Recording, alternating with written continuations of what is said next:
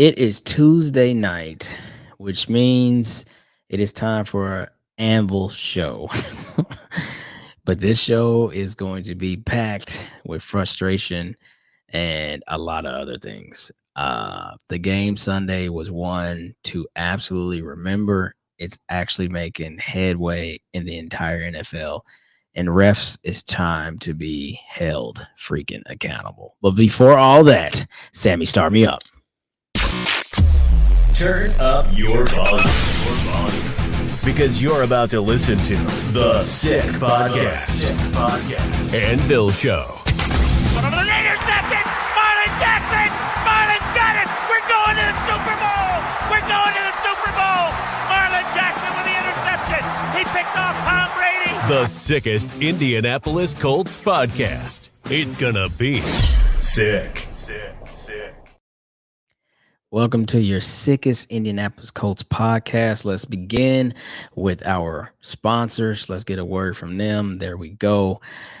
DraftKings, you know the deal. Download the DraftKings Sportsbook app. Use DraftKings code 6sports to get $200 in bonus bets instantly when you bet just $5 on any NFL bet. Again, that's DraftKings, our sponsor.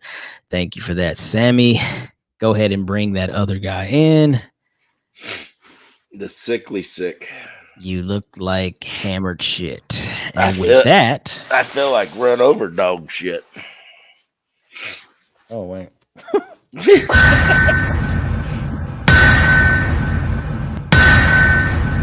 We banging that bitch. We're officially into the Sick Podcast Anvil Show.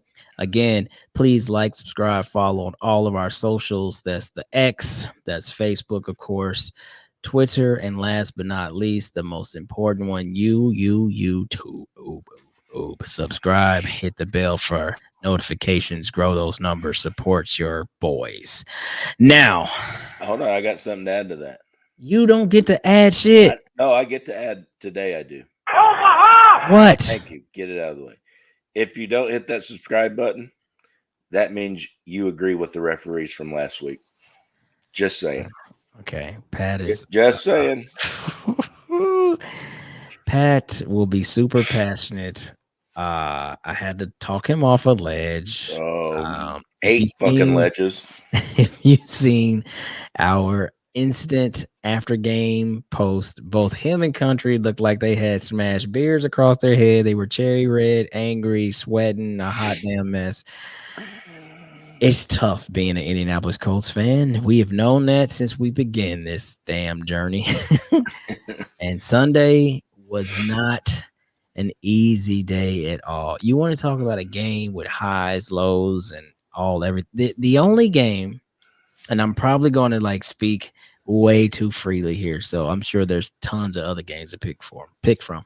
But the only other game I can remember with this much crazy shit, but the outcome was different, was when we were getting smashed by Kansas City in the playoffs in 2014, I believe, 2014 or 15. Yeah, something like that. Crazy comeback. Yeah, that crazy comeback, and we won by 1 point, 45-44. But on Sunday, we had that type of game back and forth, all kind of wildness, and we lost by a single point. So to start this off. We didn't lose. Okay, well. The refs won. Okay, well, there's two ways to take this. We can turn this into a bitch and gripe session, just like every other podcast has done since Sunday. Or we can talk about it in a more mindful way. Now, I know this is probably going to veer over to the dark side because Pat has been on a tear. But before we get into individual plays and how the game, turned out based on those plays, let's talk about how we shot ourselves in the foot. What, with another 4 turnovers from Minshew again? Gardner Minshew was responsible for 4 turnovers, to include the last play of the game where he was just doing whatever. I don't know. But 2 fumbles, right? And 2 interceptions. Okay, listen, man. We talked about pocket presence. And even though AR is a rookie, we talked about how he was already much better at filling pressure and getting away, or because he had only had 1 forced fumble from somebody hitting his hand. But Gardner seems to wait, and you can feel it. And when these things happen, were ridiculous. We gave up a freaking touchdown in our end zone. I didn't even understand that play calling. I'm not going to go down that road with why Shane called plays when he called them, but I'm just like, I don't understand that series, and that turned into a fumble slash touchdown recovery that was gave them a lead going into halftime. Like the second quarter was crazy. You have like 20 points in the second quarter. It was out of control. And they didn't really deserve any of those points. You know what I mean? So 2 weeks in a row, we put ourselves in crazy deficits. But let's start with Gardner. Let's talk about his turnovers and how you feel about that. Go, Pat, go. I don't like it. Don't want to talk about it. Okay, well, He was brought here to be a backup because he's got this hell of a reputation of protecting the ball. okay. His reputation isn't he's the greatest quarterback in the world. His reputation is he protects the ball, he moves it down the field. Pretty accurate thrower. He's not got the strongest arm in the league or anything like that.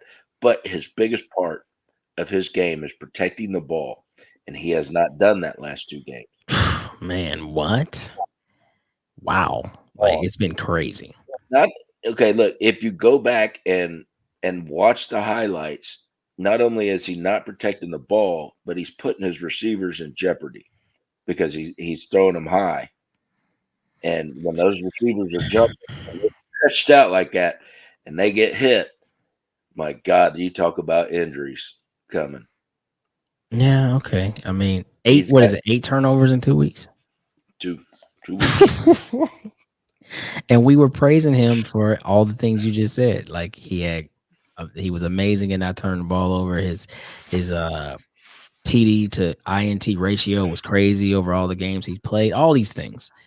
And man, I don't know what it is, but like I said last week, when you can scout and scheme for him, it's different than him just coming in, to relieve somebody because they're injured. Like, we get to plan for you. And though he showed a couple things, he was a little mobile, right? He made a couple moves, scored a touchdown. People was like, "Oh, look, he's got that AR quality. Stop it!" But he did enough. Definitely stop it. Yeah, he did enough to get in the end zone.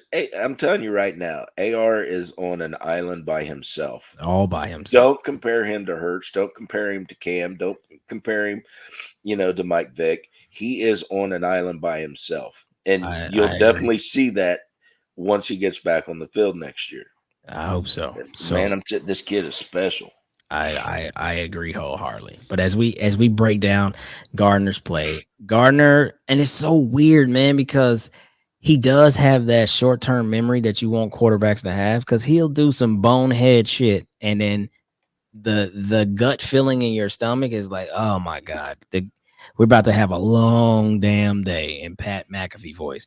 But then 2 drives back to back, he looks amazing again. He's like, bro, what is going on? Like, like, I don't understand what we're doing. I mean, the defense is putting. I mean, you want to talk about our defense? Our defense. When I say we're not catching breaks this year, like Defoe, we thought was an interception, ball hit the ground. Kenny Moe, we thought was an interception, ball hits the ground. Juju Brents charges a shallow ball thrown, ends up hurting his leg trying to get to it, doesn't catch the ball, and he's injured. Like, crazy shit like that. PJ Speed with that strip sack that was called. We didn't get there yet, Pat.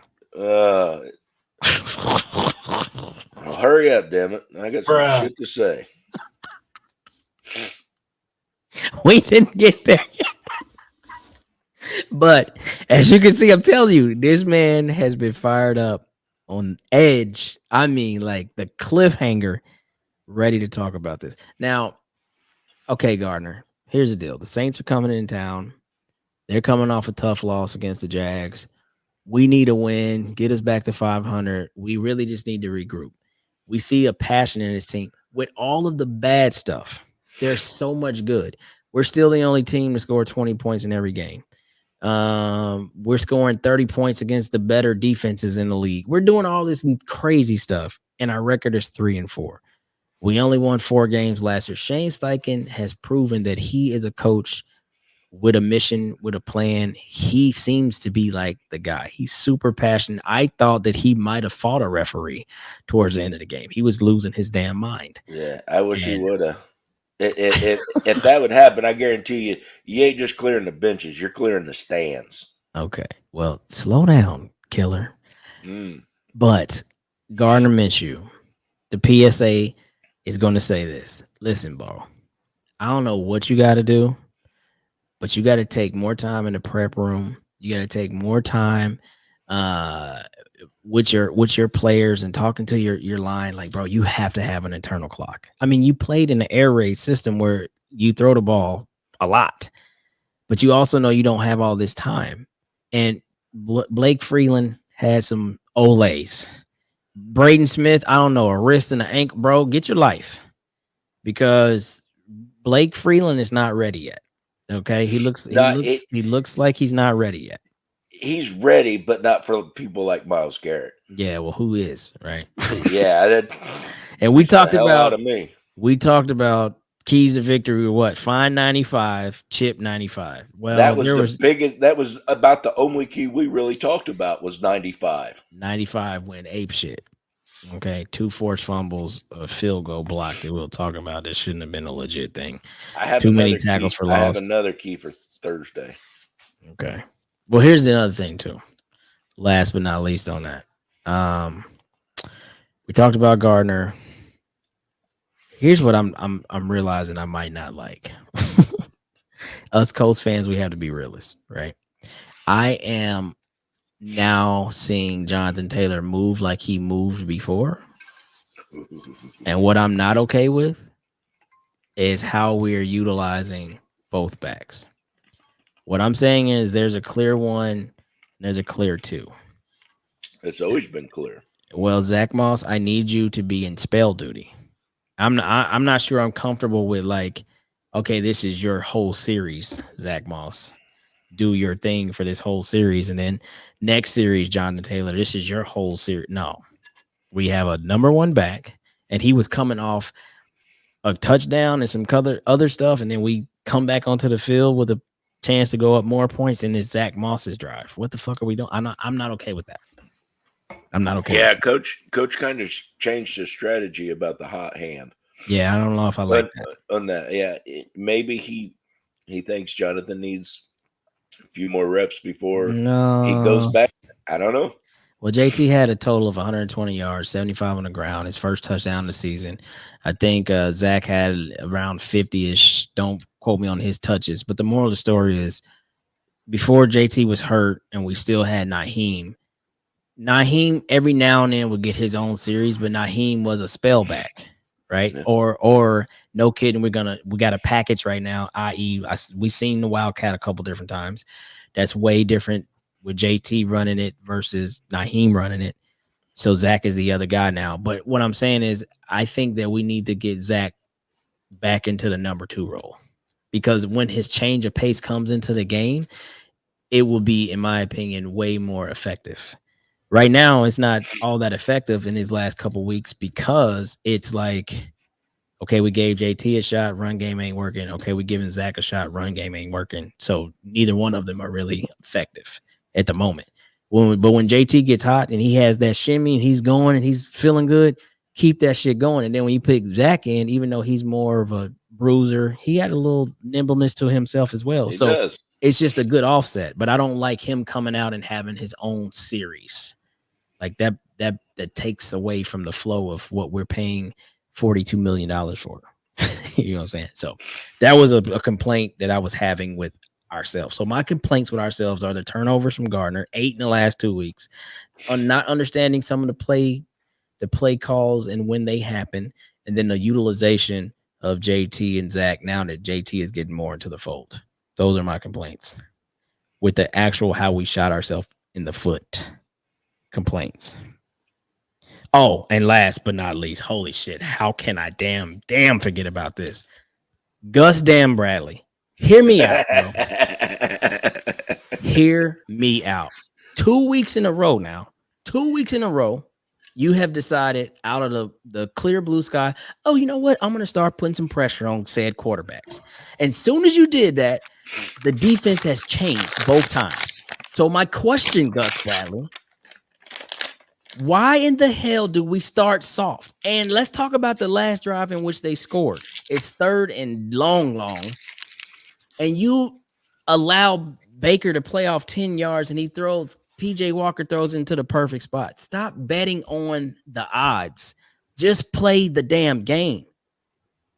Pressure the guys, make the quarterback work for what he wants. Like, our defense is too lax, and then all of a sudden we'll decide to blitz and we'll turn it on, and then it looks like we can do this all day. Like, why is that not the philosophy? I don't understand. Play mediocre defense to start the game, mid-game, all of a sudden, okay, let's start blitzing. Let's change up the pace. Let's pressure up a little bit. Let's do this. And then the defense looks great for 3 or 4 series in a row. But then games on the line, you go back to the soft shit, and they beat us for a big ball. Whoa, Omaha. And then the shit just A big what? nothing. But anyway, last but not least, Gus Bradley. Figure out, is this going to be an aggressive attacking style defense, or is it going to be a come up and make tackles defense? Assault defense. It's not making sense. And I feel like that needs to be addressed. Like, I don't give a shit about what you want to play just because that's how you're comfortable doing it. Change the shit up. You got young rookies in the DB. I get it. But you know what? This is the time to learn. Why? Because our starting quarterback ain't here anyway. This ain't the Super Bowl year. Even better to stay the pressure on that front seven because of the young DBs. Facts. Yeah, I mean, it's common knowledge, Facts. that you put pressure on the QB, you throw him off his rhythm, you throw him off his timing, the ball is not going to go, and that's going to help the DBs, especially this young. But Trevor Lawrence looked completely different in the second half once we started getting after him. PJ Walker looked like super vanilla all game, really, into the last drive. Deshaun Watson got hurt in the first quarter, so can't really talk about him. But I'm saying, like, we are beating ourselves with just like waiting to do that. So we're getting points put up against us and all this shit, and then we're playing catch up. And bro, for what? Just come out and play like that. Just come out and play like I know who's standing on the other side of me. But I'm not just going to give them gap yards all game and then hope to get to a third down and hope to get off the field. Like, that's stupid. Shit. Okay. Oh, and this too. And you know what? I'm surprised no media personnel has asked Bradley about that. Yeah. Not that I've seen anyways. I don't know, man. Maybe they're having them conversations behind closed. Here's another thing, too, before we get into the plays, because we're not going over tonight. Holy shit, man. I am fired up. We miss Grover. We miss Grover. Yeah. Bro, TJ, what the man name? TJ Ford? Somebody Ford. 65-yard scamper on an opening drive. What the F is going on, B? Yep. What is going on? Who was it? Johnson. Johnson was in there. Bruh, I don't care who the hell was in there. 65-yard scamper from him. I'm going to just call him. No disrespect. He's a professional football player. So be it. It's not Nick Chubb. Shit, it wouldn't even hunt. It was him. Okay. Yep. That happened. All right. We're almost at minute 20. Now let's jump into We Hate Everybody. We don't Starring hate everybody. Patrick Dorfline and his I Hate the Zeros campaign. And here we go. I'll give the Browns fans all the credit in the world except for one guy. Every Brown fan that I talked to leaving that game flat agreed that game was stolen and given to him, except for one guy. And of course, there's always one. Yeah, he didn't want to hear what I had to say and he exited stage right real quick, which I'm glad because I was hot enough to fight, and that's not me. Hotter than fish grease, huh? Oh man! So totally give respect to the Browns fans, and I know they've had a couple bad showings at home and this and that, but the ones that I've dealt with at the game Sunday, they were real respectful. They definitely called a spade a spade. You know what I mean? They seen it. Everybody's seen it. So I give them total respect. Now, when it comes to the refs, let's go with JSP first. Let's go. Okay. 3rd and goal. whatever it was, not third and goal. It was third and something. They wasn't in goal yet. It was No. third and something. They bust out up the blitz. Here comes EJ Speed off the edge. PJ Walker is pedaling backwards, about to let it go off the back foot. What you need to see in split screen at the top, Baker and Cooper are about to engage where, as you said, Cooper breaks Baker's ankles and then puts his arm on Baker to extend himself. Baker then does like a basically oh shit moment. There is a little bit of contact where he's trying to like remain in the play. But meanwhile, the ball is being recovered by DeForest Buckner. Yep. And it's a bang bang play, but the illegal contact is dead once it's a fumble. Period. Well, And the fumble is happening before the illegal contact. now somebody smarter than me is going to have to research because I've spent 2 days trying to find that rule where when the ball is dead or uncatchable, the only thing that I found it's pass interference is not callable. Yeah, Not but not illegal contact. the illegal contact. Yeah. But even still, like what I'm I saying is if that happens, the ball's tipped or so two things. Before the illegal contact. So to be illegal contact, the quarterback still has to be in the pocket. Number one. And the player has to, as they say, significantly. So the defensive player has to significantly, damn, I can't talk. Significantly, I guess, throw the offensive player off of their route Yep. for illegal contact.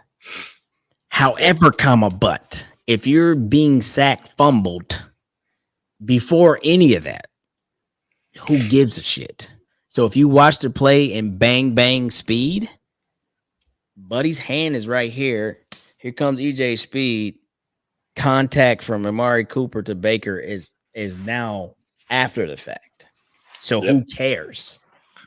That's the point. Like, who cares at that point? I tell you, Lawrence Owens from Believe Network, he did a good split screen on that. Yeah. With Baker and Cooper and Speed and PJ. Mhm. He did a real good job on that, and it definitely shows. Now I'll give refs a little bit of break because they don't have time to split screen shit and say, "Yep, that's the right call." Nope, no call. But the people in New York and upstairs, they have those abilities to do that, And that's my point. and So they didn't. so who am I more upset with? I'm more upset with New York. You got all the time in the world to do this.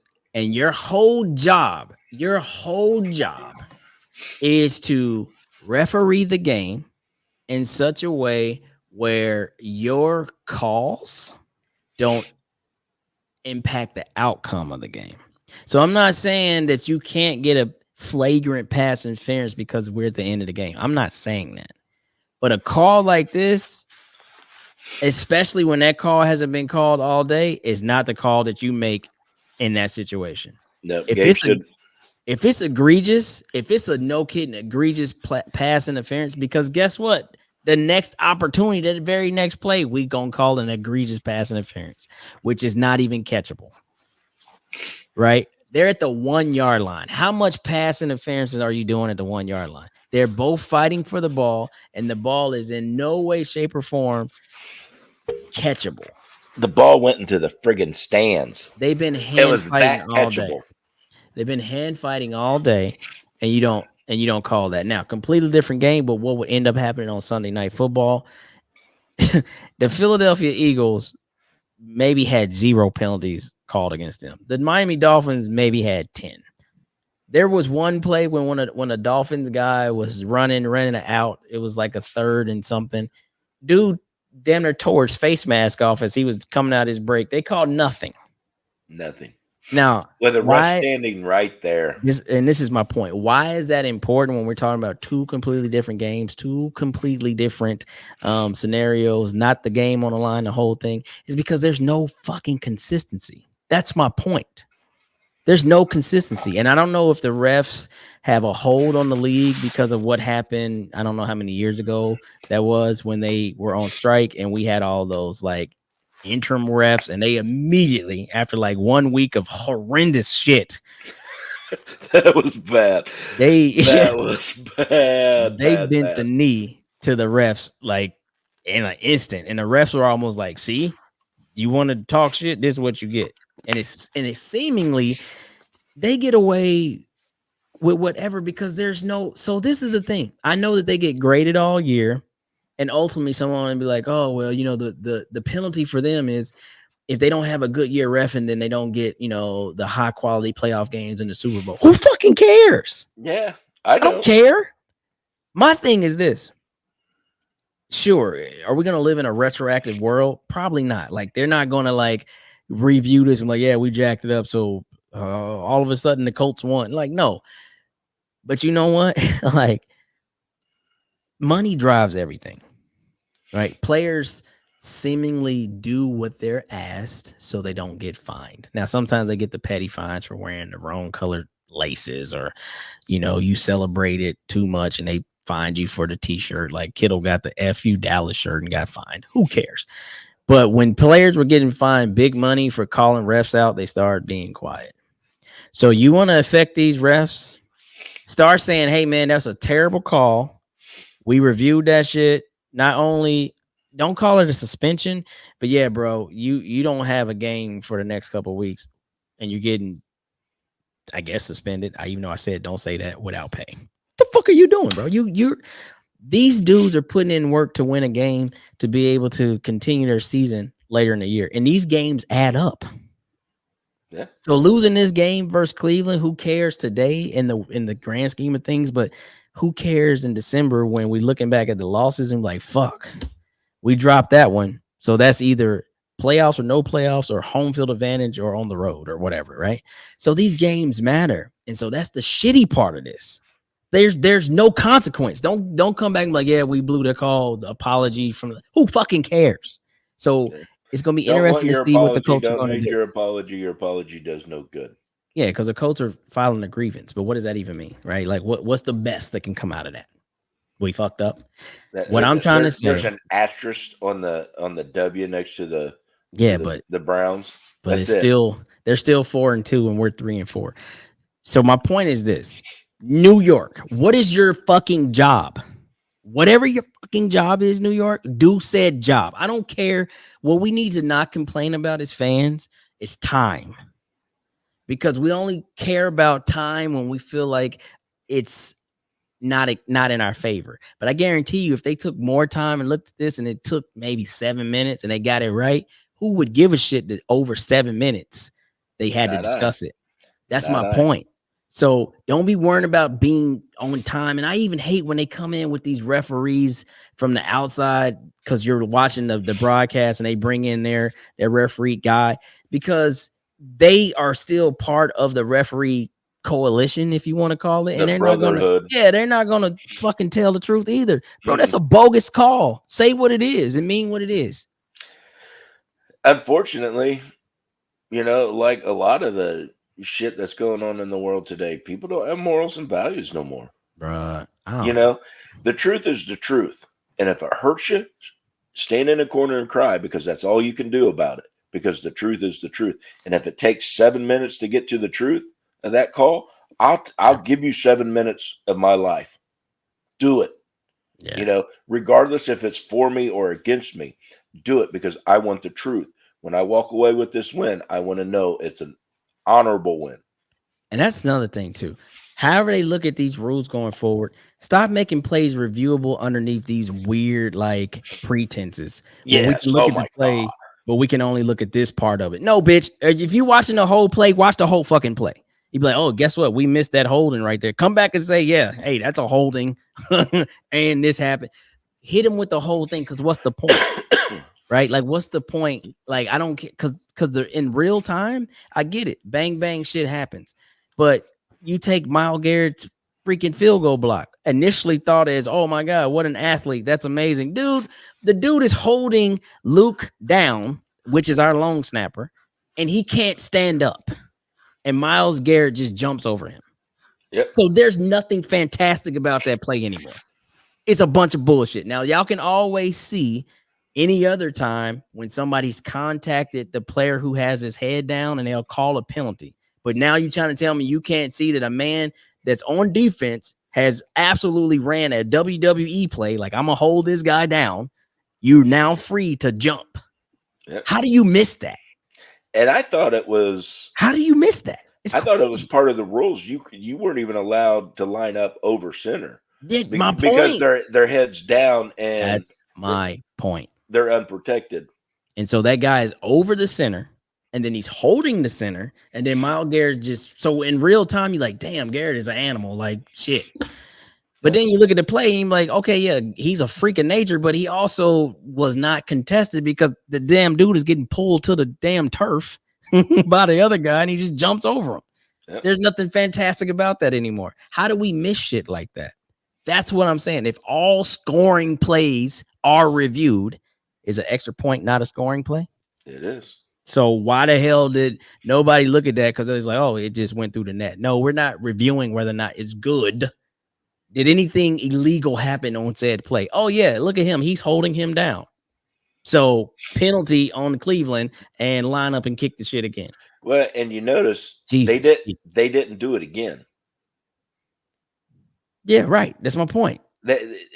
Cleveland didn't do it again because they knew they got away with it once and they wasn't getting away with it twice. And I'm sure Luke went back over there. Coach's special team probably was like, hey, man, that's some BS, blah, blah, blah. And then I hate when you see the refs talking. Of course, you don't know what they're saying to your coaches, but they're like nodding their head. Like, I'm like, bro, y'all are full of shit. So here's my thing. Here's my thing. This sounds crazy, but it's still one of my favorite movies. And we're going to get ready to get out of here because I'm getting fucking hot. I love The Longest Yard with Adam Sandler and crew. And so what I'm saying is quarterbacks, running backs, and all other players who just need to be near a ref. I mean, you never know, man. Like, throw a wild one, buddy. Like, I'll be like, hey, Gardner, throw the worst pass you've ever thrown, and I'm going to run an out route, and I'm going to just truck stick a ref. Or, hey, man, like, I should probably get out the way of this ref and avoid him, but I'm going to truck stick him and then make sure I cleat him. Like, sometimes you bitches just got to just feel it, bro. Like, I might look, if I'm a quarterback and I'm aiming and I'm like, oh shit, here comes my tight end, I might fire the hardest pass I've ever thrown in my life, hoping to contact one of the zebras in the nose after a stupid play. What's Tyson always say? Everybody's got a plan until they get punched in the mouth. I know that sounds a little crazy for me to think like that, but I mean, it doesn't, because Adam Sandler, like, you gonna call it fair now? When the clock's at 0, I wanted a list of every referee. I wanted their home address. I wanted their make, model, serial number of their cars. I wanted everything. Oh my god! Yeah. Paul Crew, for the longest run, he threw 3 straight passes to the referees. Nuts. It was like, are you gonna call it fair now or what? And then the game got right. So all I'm saying, man, like, you want to take your frustration out. Just say, hey, coach, I'm going to throw the worst pass I've ever thrown purposely, and then just call that play. Be okay with that play. Be okay with the outcome of that play. It won't probably affect the game. Just don't turn it over. But yeah, as the ref is sitting there looking like a goober, I'm going to hit him with an 85-mile-per-hour football in the nose. And his day is probably over with, and we'll get another guy who can see straight because he couldn't see anyway. That sounds evil. But I mean, so to wrap all this bullshit up, like, yes, the Colts shot themselves in the foot with 4 TOs. But just like the Rams game, where we started off super shitty, we still had opportunities to win that game. And in this game, playing super shitty, we still held a lead with less than a minute. And we made the plays that were needed to be to that win the had to be game. made to win the game, Yep. and the game did not go our favor. So blame the football guys, just saying maybe we didn't play good enough to get it. But at the end of the day, the calls that were made are not supposed to affect the outcome of the game in that way. Those calls right there, not egregious pass interference, not egregious like roughing the passer, something that you know, like, damn, like I don't care how upset we are with the flag, like that's a legit call. Neither one of these were legit. And then we still had them at third or fourth and goal at the one. So still fighting through. Let's end with something positive. The boys still fought through all the BS and then just give them an easy touchdown. We didn't do it. They had to earn it. And they got it. Unfortunately, they got it, but it wasn't easy. So I commend them for not laying down. But the NFL, you have to do something about this. There's zero consistency. This is my thing. Zero. And that's my thoughts. This is my thing. I'm 52 years old in January, and all my You're an old life, fucker. I Jesus. know.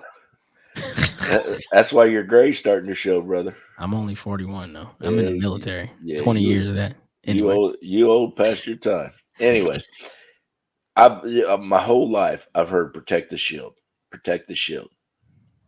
You see fans get into fights in stadium, they get banned from every stadium in the NFL for life oh for yeah, that do that because the NFL wants families to come. They want their families to buy hot dogs and cokes and popcorn and everything else, all the spend things. tons of money. So they want a safe environment. I agree with that. Absolutely 100%. If a player gets out of line, he gets fined outside of from the field. If he's off the field and he gets a DUI, he gets fined, he loses games. Because they want quality character people representing that shield. And going out and getting in trouble is not quality character. I agree with that. Gambling, they don't want the players gambling, because it could affect the outcomes of the game. They're protecting the shield. I agree with that. But what I don't agree with is these refs just having free reign with no repercussions. So when is the NFL itself going to start protecting the shield?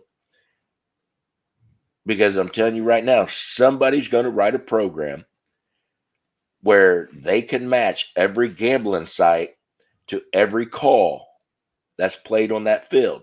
And they're going to start tying shit together that these refs are making these calls because of gambling or something else. I'm telling you, it's coming. There's some smart asshole in a basement somewhere saying I'm gonna bring down the NFL, and they're gonna do it. Pat usually comes on the show on a gummy or he takes one immediately after. He could be gummified right now. This is a Not message yet, not brought to yet. you by the public service announcement that is the Sick Podcast. We do not always denote ourselves to believe all the shit that he says, but because you're listening, we appreciate you. And back to the regularly scheduled program. Pat came up with a crazy ass philosophy that somebody's gonna write a program to get the NFL. You Out of what, here. and it's not going to be hard. I mean, don't get me wrong. Like, and we got to get out of here, Pat. But you take the Delaney thing in basketball, right? Like nobody thought that could be legit, and he got caught. Now, I'm not saying that there is an NFL ring of refs that are doing the same thing, but I'm saying once somebody's hand is dirty in an arena like or in a professional sport like basketball, why can't they be dirty in football and hockey and everywhere else? And it's probably easier to control it in a football game than it is a basketball game because it's not as continuous, right? There's a lot of things that, I mean, there's a sophistication that he had to levy to do what he was doing in those NBA games to keep scores the way they were. Versus in football, you can be like, the line is this and plus or minus that. And two bad calls, that team's out of field goal range and the line is safe, or whatever. So it could be something like that. Well, But my until my fear is the NFL is in on it too, oh shit, here because we go. if they're not handing down punishments to these referees, that's the only thing I'm going to suspect. that the NFL's in on it too, and the house of cards comes crumbling down. Okay, once again, Just saying, if the NFL doesn't start protecting the shield themselves, it's going to fall. Okay, once again, we don't always approve all the things that Patrick Dorfine says for the Sick Podcast Animal Show. This is the Sick Podcast Network speaking now. But with that said, Sammy, take us out of here. And that's a wrap. Hope you don't miss us too much until next time. Follow the Sick Podcast and Bill Show on YouTube, Instagram, Facebook, Google Play, and Apple Podcasts.